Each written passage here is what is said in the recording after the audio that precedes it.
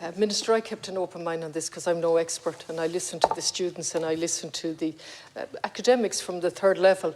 And I have to say, the more I listened to them, the more I came down on the side of the students. But just before I go into that, I want to welcome and thank Sinn Féin for bringing this motion, because it is important that we hear some of the opinions that we're hearing. And it's also important that tomorrow we'll be talking on statements on mental health among the youth.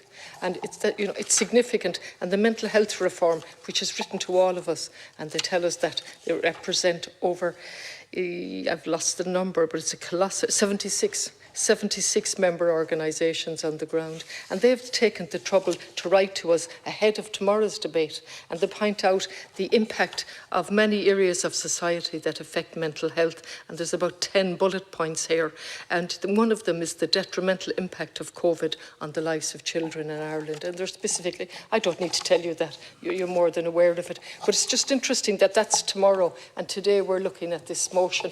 Now, I think Sinn Féin have been very reasonable.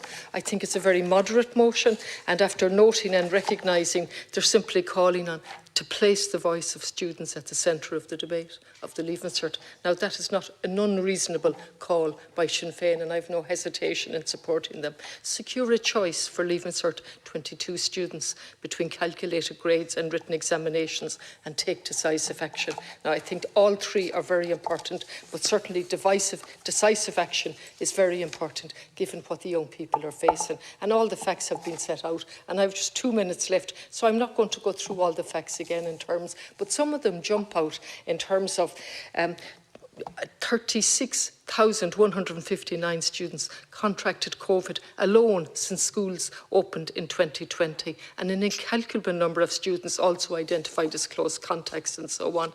I want to thank the students and the ISSU for approaching this. We're always talking about science and basing things on evidence, and they went to the trouble of doing their research and finding out people's opinions. Not alone that, but did it under pressure, and then set it out for us in a very, very clear way. And the returns on that piece of research are staggering, in that 67.81% of senior cycle students preferred a hybrid model and so on, and it's all set out.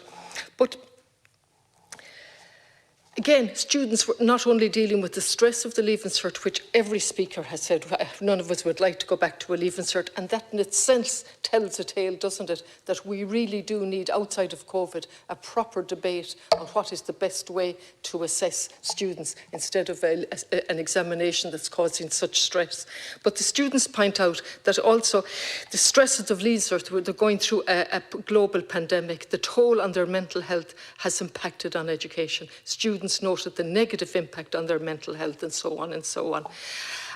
The Education Committee report, going back to January 21, a year ago, the impact of COVID-19 on primary and secondary education, made a number of recommendations, and they set out trauma and mood disorders such as depression, identified as significant factors leading to early school leaving. Ireland does not provide in-school emotional counselling and therapeutic supports and so on, and they highlight the deficiencies. I'd like to finish by saying I listened to some of the third-level commentators justifying not having a hybrid system this year by saying certain students would get a mark that they don't really deserve, and then brighter students who really should have a higher mark are going to be disadvantaged. And I thought it was a very weak argument, and totally ignored how unbalanced and unequal the Leaving Cert is in terms of those that can get private tuition for their children and get grinds and so on. And what about that imbalance? Perhaps those students aren't able for third-level courses